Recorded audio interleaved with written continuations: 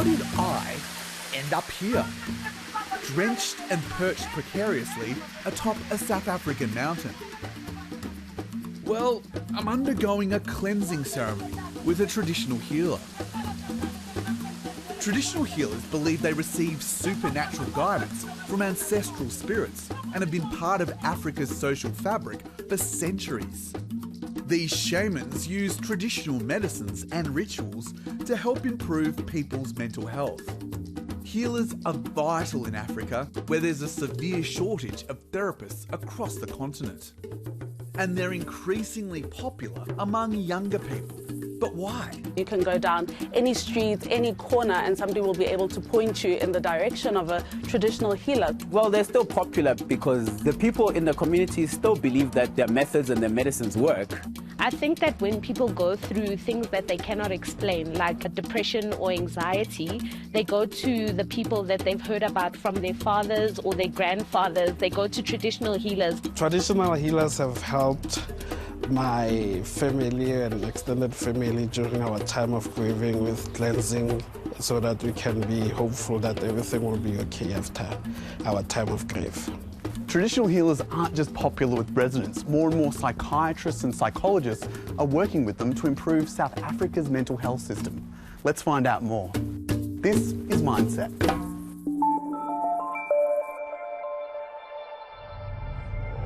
Traditional healing has always been put against. Gogo Lindiwe Ndebele Koka is one of an estimated 200,000 traditional healers working across South Africa. So you take the bones and just call on your ancestors, your maternal side, and you ask them for clarity. She specialises in an old school healing ritual called throwing the bones. Okay, just go whoo inside here. Blow. Yeah. Okay. First thing that I Each item on the mat represents a relative or ancestor of mine. the distance of Gogo Lindiwe looks at how they're grouped together where they fell, then offers advice to me like a wise old grandmother, or Gogo. There's a lot of good things happening around you at the moment. You know, there's a lot of light. But I'm seeing here from your father's side, there's some aura of darkness. So you may find that someone died. He's dead. He is dead. And you never cleansed. In our culture, when someone has died, there has to be cleansing, and you also have to acknowledge that spirit and bring the spirit home. That's the journey. That's the spiritual journey.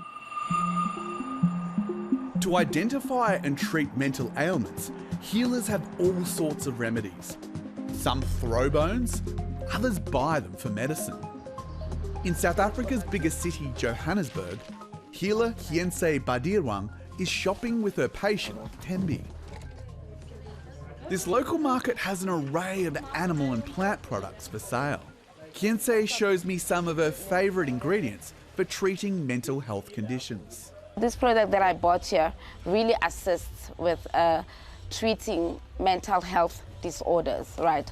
Like if you take the sage and put it in water, or you can even burn it, because when you burn it and you inhale it, right, it goes to the brain and calms down your neural imbalances. You know, my patients come to me with anxiety or panic attacks. So once you get to treat them with this, and this as well works wonders for me. Hiense says it's a calling that comes from her ancestors who help guide her work. With me, they come through dreams and visions during the day, and talking to me, I hear voices, they tell me what to do, and like a very intuitive form of communication. It's something that you are born with. I didn't wake up and say I want to be a traditional healer. It originated from my father's side of the family. Soon, it's time for lunch, a typical South African barbecue or braai. Over grilled steak, Tembi tells me how she's grappled with depression, anxiety, and the trauma of losing her parents as a child. Benginesimo sokuthi bengifuna ukuyibulala ngoba ngibona ukuthi impilo yami ayihambi kahle. Kodwa bengazi ukuthi yini engihlukumezayo, umoya wami bewulo muntu ngihlala ngikhathazekile, umuntu ofuna ukukhala ngaso sonke isikhathi. bese ngaya ebantwini abalaphayo ila ngakwazi ukuthi ngithola usizo. Ngithola usizo ngakhona kwakuqala baqala ukuthi bangishisela impepho, so bengisiza ukuthi ngikwazi ukuthi ngizikhame nemicabango leni ingasezi kumina. So the way bangisize ngakhona baye bangise endaweni esesigangeni bayongiphahlela basebenzisa impepho bese bangiphuzisa amanzi. So bangifundisa ukuthi whenever ngifila ngaleyo ndlela kwamele ukuthi ngihambe ngiyophahla endaweni enemizi, khona indawo kubizwa kuthiwa inemizi eduze namanzi ngizokwazi ukuthi ngiphahlele khona, and then from lapho ngaqala ukuthi ngifile kangcono. During tough times, Tembi often stays at Kiense's home. Their bond is strong, but definitely crosses the line that therapists have with patients. When she sleeps at my house, I can hear her nightmares at night, things like that, so that I can properly come up with a treatment. So we need to understand those past traumas that pushes her to be in that deep depressive state. Is that how you treat all your clients? Yes, I think it's because now we don't offer a once-off treatment. So you get to spend a lot of time with your patients. So I think now I have that compassion for her like my own daughter. You called her a daughter. Are you proud of her progress? Yes, she's not using antidepressant pills anymore, you understand? So she's sleeping naturally, so I see just, a bright future. Later that day, Kiense takes Tembi to a nature reserve to perform a healing ceremony with the products she bought at the market. This tradition needs to be done near a lake, waterfall or river. Water is very important for traditional healers because, it's a source of life, and we are also paying respects to the water spirits that are giving us light. Kiense believes her ability to connect with patients stems from her own trauma. She's a survivor of rape and domestic abuse. People that make good traditional healers are people that have gone through similar experiences or past traumas, so that they can be able to assist their patients. I have been through multiple forms of gender-based violence. So if anyone had to come to me with issues of mental illnesses associated with gender-based violence, then I am in a better position to assist them because I have survived that multiple times. Do you see yourself as a therapist? Yes, definitely, because I do a lot of counseling. More than anything, it's about sitting with the patient, offering them that support to say, talk to me, I am here. Because sometimes that's what people need, right, in terms of healing or reducing the numbers of mental disorders. Before coming to South Africa, I was a little bit concerned that I wouldn't understand the worldview of a traditional healer. They'd be on a completely different mental plane to me. But after spending time with Kiense, I have to say, she's bold, she's personable, she builds a bond with people in her orbit. And I can really see why someone would seek out her services.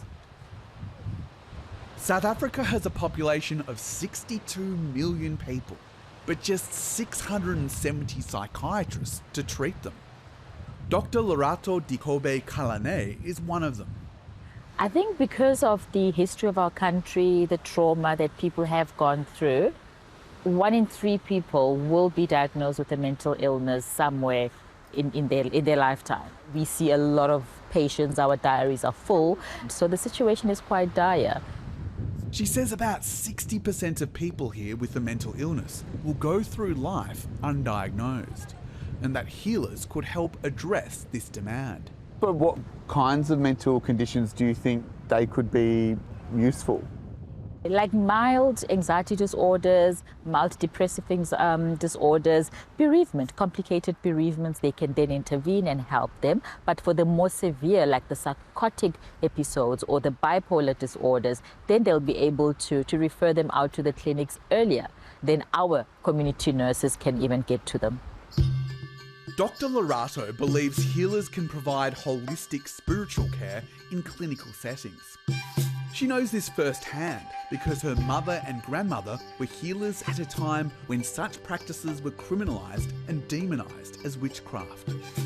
That demonisation began almost 400 years ago during the colonisation of South Africa. with the spread of Christianity fueling fear against healers. People would be arrested for practicing their traditional medicine. But as the years have passed, we realize that there's nothing dark about African spirituality. People are embracing their Africanism and not just wanting to conform to Western culture. No one is better than the other. So for me, as a Western practitioner, it is my responsibility to understand a person's cultural background so as to be able to help them appropriately and refer them adequately. So we need to teach each other. The University of Cape Town is South Africa's oldest and most prestigious tertiary college. It's one of the first institutions to combine psychology with traditional healing as part of its counselling service for students. From early 2023, Dr. Christy Van Zyl, known as Gogo Bazamile, has been working as the university's resident traditional healer, helping students learn how to deal with trauma and anxiety. So they come in and Coco, how does this work? What am I here for? And then I have to then explain. I'm going to explain to you how your spiritual circumstance is having an effect on your mental and emotional capacities. How perhaps trauma and wounding that you've experienced in this physical world is having an impact on your spiritual hygiene. She emphasises she's not replacing psychologists, but rather working in tandem with them. You find the students coming to me for psycho-spiritual counseling to understand what's happening with my ancestors. What are these symptoms that I'm experiencing? What are the mechanisms and tools that I can use to be able to keep myself regulated emotionally, mentally, and spiritually, such that it doesn't affect my academic productivity. Gogo Bazamile also takes students off campus to perform rituals. Today, she's holding a forest cleansing ceremony with Yibanati, a 21-year-old psychology student who suffers from depression. Yibanati was seeing a psychologist and takes antidepressants, but was referred to Gogo Bazamile to help her navigate her mental health challenges. So what gaps does a traditional healer fill that a therapist does not? As African people, I think we've inherited a lot of spiritual debt from the historical events that have happened in Africa, you know, being colonized and being deprived of that connection with our ancestors. Those are things that psychology or psychotherapy cannot necessarily fix. So how our ancestors usually communicate those issues that they want fixed is through dreams. Usually some people hear voices, see things. So that's where spiritual healers come in. How has she helped you navigate the challenges that you face in life? I think it's that element of being understood and expressing myself, that when she came by, I could easily talk about the spiritual stuff. It sounds like it's opened your mind. I mean, if you're not healthy mentally, then you just, it's sort of like you're not living. You might remember, back when I was throwing the bones with Gogo Lindiwe, she suggested that I do a cleansing. Well, Gogo Bazamile says she has the perfect remedy, but it requires a steep journey to Cape Town's high altitudes. We are going to go to the waterfall. We're going to burn some candles, burn some sage, connect with my ancestors, call on your forefathers to be spiritually present during your cleansing under the waterfall. And under the waterfall, we'll be using a few herbs just to cleanse exhaustion, fatigue, anxiety, and negative energy. Right. Well, I've never done that before. Gogo Bazamile throws coins into the water and recites prayers as she prepares to summon my ancestors. If you could just let me know the names of your forefathers, if you do know, as far back as you know. Yeah. Ambrose, and my mother's side, Maskell. Ambrose and Masco. Yeah, and bone as well. And bone. Like the animal bone. Okay. Bone. So I'm calling on the ancestors of Drew today. The ancestors from the Ambrose clan, from the Masco clan, from the Bone clan. We're calling on his ancestors today to be present in this spiritual cleansing. Gogo Bazamile tells me to enter the waterfall. She douses me with a bucket of milk and burns sage to banish bad luck. The noise of the cascading water blocks out the outside world. All I can hear are her prayers.